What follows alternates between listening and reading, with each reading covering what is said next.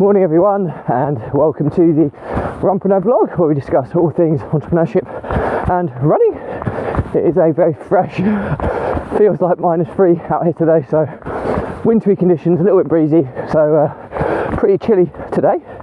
And it's Tuesday Tactics today, where we discuss all things business systems and outsourcing. And today's topic is a big one. It's outsourcing your emails. So as always, if you like this video, please give it a like and a subscribe, and let's get started.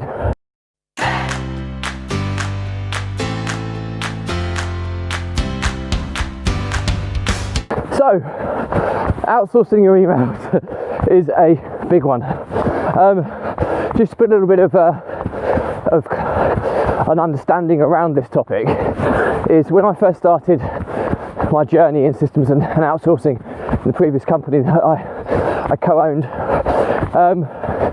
When I started working in the business, or before I started working in the business, I was spending 75% of my time on reactive inbound communications. So what we mean by that is email inbox, inbound phone calls, inbound text messages and social media, post that comes in on a daily basis, and people that would constantly that I work with in the team that would be interrupting my flow and asking for assistance. Now these are what I call inbound comms, and I think ultimately email was the one that I spent the vast majority of my time managing. Now I spent quite a lot of time on all of them, but 75% of your time, if most people work 40 hours a week, that's 30 hours a week on inbound reactive work. No wonder you never get on to kind of achieving your goals, because you're so much in the mindset of reacting to everything rather than being proactive, which is where we need to kind of migrate to. So the journey from being reactive to proactive, and this is a big part of making that journey. So emails, people get so protective of their emails, when if you've actually ever given it some time and thought, probably 5% of your emails are probably actually important emails. The rest is just chatter and spam, marketing information. And I'm not saying you just don't ever check it and get rid of it all. It just needs to be processed with some set rules. And people often think, well, I've got, my whole life is in there. People, if I outsource that for someone else to manage, they'll steal my confidential information. Well, yeah, in some cases that might be the case, but in my experience, 99.5% or whatever of cases is anything that's confidential, there's multiple security measures. So, you think, oh, they can access my bank. Well, I've never ever had an email that's given me details on how to log in to my online banking without an additional security device. So, in actual fact, you're pretty well protected nowadays. In fact, the technology is now at a level where it's been far more accessible to outsource something as private as your email management than it's ever been. Technology's just got to that stage now where the security measures are in place to protect you. And the other thing, food for thought, is if someone really wanted to hack you and they were capable of doing it, they'd do it anyway. There'd be very little they'd be able to do to stop it, because but they normally focus on the big corporates out there, the Facebooks of this world, where they can kind of capture all the data and use it to their advantage. They're not really worried about kind of the small business owner. So my view on it is a pretty pragmatic one in that basis. So how do we do this? We've talked about that. You potentially, somewhere between 50 and 75% of your time you might be able to take back by going through this journey, and it's not as difficult as you think.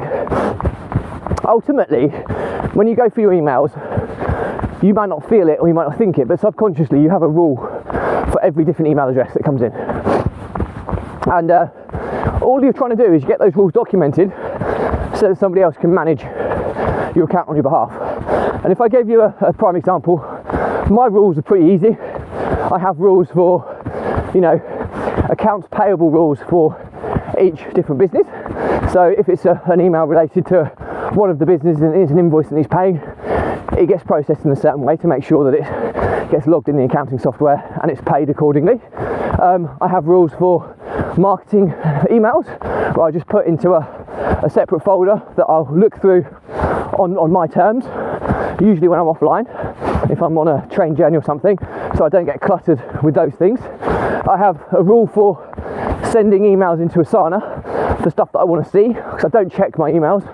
What I do is they get forwarded in, any ones that are relevant will get forwarded into my Asana dashboard, and I'll process them from Asana. So I'm working from one place and not getting distracted by constant inbound email addresses. Because if you're anything like me and you just dip into your emails and just think, oh, I'm just going to dip in and just check this one thing, you might have the intention of checking one thing, but before you know it, you've probably spent an hour plus just dealing with other crap in your email inbox. Excuse my French, but most of it is that, it's spam. And it's important you understand that. If you understand that, putting these procedures in place will limit your time that you spend in your actual email inbox, which will save you huge amounts of time. So really, really important. So I said, I've got accounts payable type rules for each different business. I have a marketing folder. I have an unsubscribe rule. I have a standard archive rule. I have what other rules do I have? I'm just thinking off the top of my head. I have rules in Asana which are slightly different on how these emails are dealt with, but I'm talking about in the first instance when emails hit your inbox, the VA will, or the personal assistant, whoever you're using, will process them in a certain manner. I've probably got 5 or 6 rules. Forward to Asana, marketing emails, accounts payable for each different business, accounts receivable as well, because if we're logging receipts, etc., and credit notes and stuff in the accounting software, then that all needs to be processed accordingly. I have an unsubscribe rule, an archive rule, and an Asana rule, which is anything personal that I want to see. And what you'll find is that I've gone from receiving 500 or so emails every day to actually only ever seeing between 5 and 7 that hit my actual Asana dashboard. That is so in my instance, that's 1%, just over 1% of the emails is stuff that's actually relevant that I want to actually see in real time. The rest of it just gets processed by rules. And you might think, oh, well, how does this get set up? Well, the VA or the PA will set it up for you, because all you really need is, I use Asana to do this, because if an email, the rule is if it's a new email that we haven't got a rule for, it gets forwarded into Asana. On my dashboard, I see it, and then I give it a rule, and then the VA updates the rule spreadsheet, so that next time that email comes in, it gets processed without coming into my Asana platform. So it's not a case of you have to, painfully do all of this. Once you bring in a virtual assistant or a personal assistant, they can start doing this for you with some simple processes. So those of you that don't use Asana or project management software like I use, it's not a problem either, because like I say, you're going to have a rule spreadsheet, and the rule spreadsheet is super simple. All you have is the name of who sent the email, their actual email address. And the email address is the important one, because that's going to be where it's that's going to be what you search for, or the virtual assistant or the personal assistant is going to search for when that email comes in again to find the rule. You then have another column which is the subject, just so that you know roughly what those emails are about, and then the final one as the rule. So 4 columns, simple as that. And then the 4th one is the rule.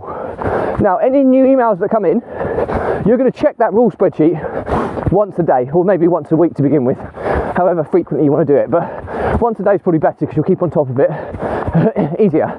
And all you're going to do is you're going to put a rule in there. So if it's a marketing email, file in marketing folder, for example. If it's an important email, you want to be made aware of it. So it might be that if you're using Asana, forward it into Asana, or if you're not, maybe you want the virtual assistant to send you a message or some kind, or communicate with you in some way that there's an email that you need to check out. So that's down to you to decide. But the actual process of doing this is super easy, because the VA will go through your emails and will pull out all the email addresses into a spreadsheet, and then over the course of time, every email will be given a rule.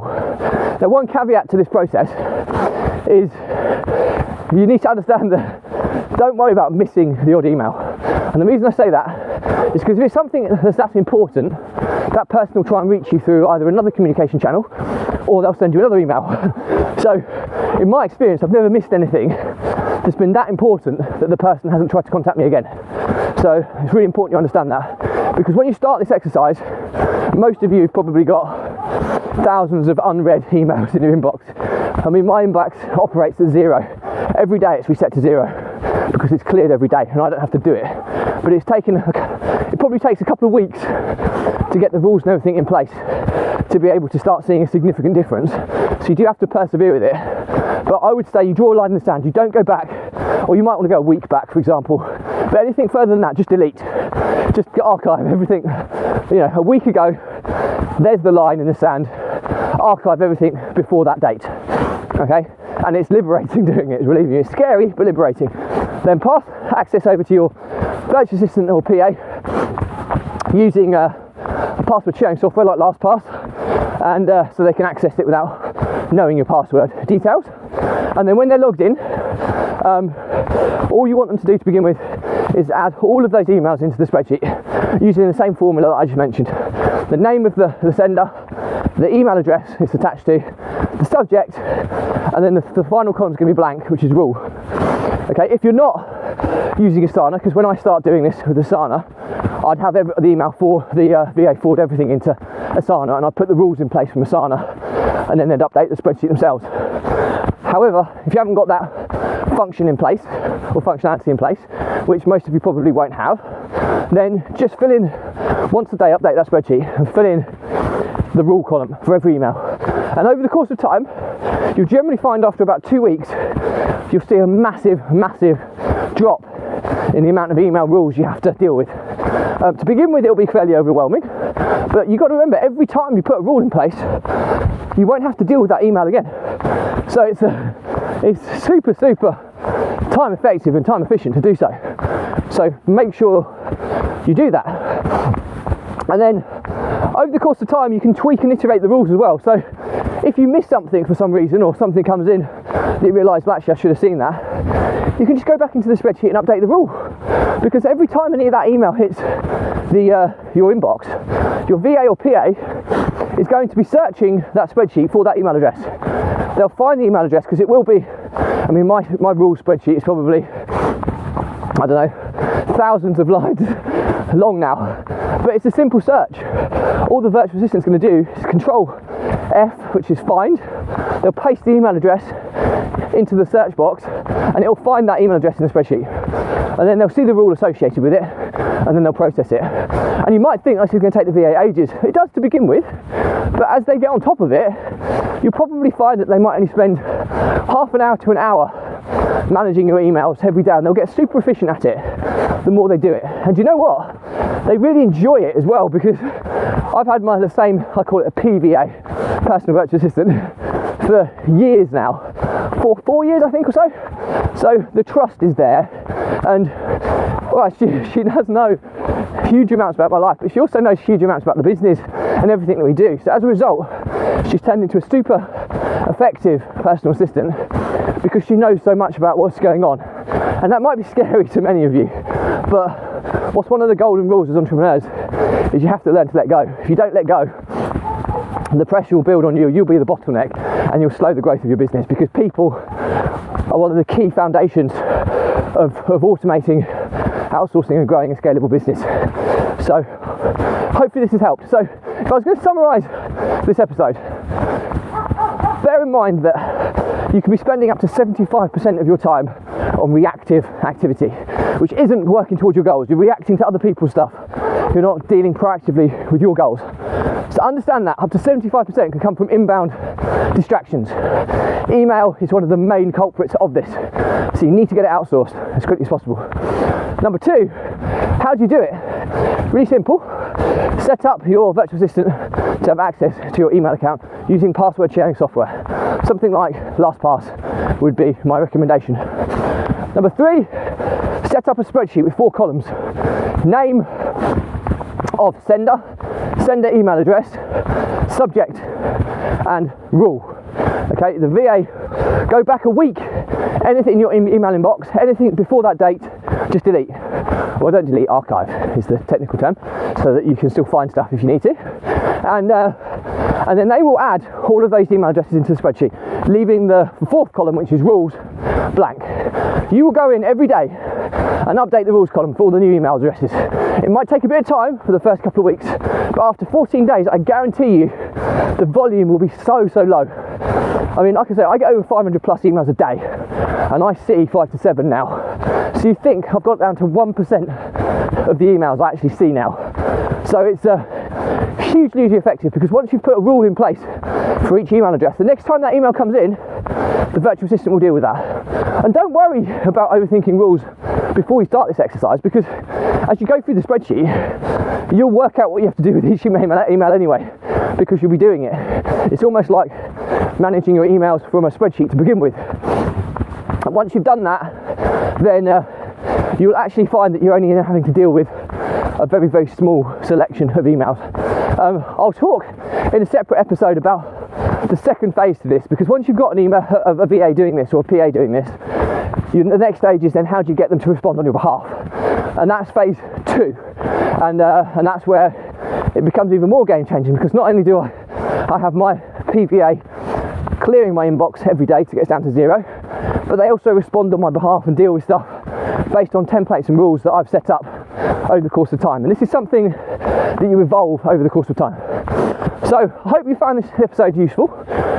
It's a pretty simple process to do, but people will procrastinate. And my advice to you is just jump in, okay, and have a go, because you'll find out it does make sense and common sense will prevail. A lot of people overcomplicate this unnecessarily. I have 5 or 6 rules for every single inbox, okay? And if you're not sure what that rule is, just make the rule to be forwarded to you, okay? You'll clear 90% of them from obvious rules like marketing folder, like accounts payable, accounts receivable, whatever, but you'll find that the small number that you do need to see might be larger to begin with, but as you start dealing with them, you'll find that it might be a utility bill appeal, for example, something that I get quite frequently with the properties I own. Tenants will try and get utilities put into my name. So I have an appeal template. So now the virtual assistant knows to appeal that on my behalf using my appeal template, and I don't have to get involved in that. But to begin with, that would have been an email that was forwarded to me. So that's kind of how you can kind of understand that you can kind of take this to the next level. But I'm going to leave that here for now, and hopefully you found this useful. So as always, if you've got any questions on this stuff, just drop me a comment. I'll respond to everyone. If it's a bigger topic, I'll still respond, but I'll do a separate vlog episode and tag you in. If this isn't relevant to you and it's not of interest, just unfollow me on your social feeds. You don't have to unfriend, unfollow, and it should stop cluttering up your social feeds. But before you do, make sure you subscribe to the Runpreneur YouTube channel, as I do a different topic on each day of the week. So just because today's isn't relevant, there'll hopefully be some other stuff in there that is relevant, and you can access it on kind of an ad hoc basis through the YouTube channel. So don't miss out on that. Also check out the Runpreneur Facebook community group, whereby I host all of the free resources that accompany this vlog. The first one being my 70-step process to repurposing, reformatting and optimizing your content across all social platforms to be omnipresent. So if you are somebody who wants to put more content out there this year, then you definitely want to check that out, because it's taken me a long time putting this together to get it all systemized and outsourced. So I hope that will help you as well. So all that's left to say is that the Runpreneur vlog was set up to help entrepreneurs and business owners overcome the emotions of stress, anxiety and overwhelm by using exercise, or in my case running, as a release valve or release mechanism to manage the pressures and the stresses of entrepreneurship. The ones that do this well have this mechanism to relieve all of these stresses, gain clarity, analyse, refocus and thrive under the pressure. The ones that do it wrong, the pressure just builds and builds and builds, because it's not released anywhere, something then breaks, and unfortunately it's either usually the entrepreneur has a breakdown or the business breaks, and either or circumstances are usually terminal to the likelihood of your business lasting a test of time. So I've been there. I've lost multiple businesses because of this. I've lost business partnerships because of this, and I've almost been bankrupt because of this. So I know how dark and grim it can be out there. So my pledge to you is that don't be one of these entrepreneurs that struggles with entrepreneurial pride.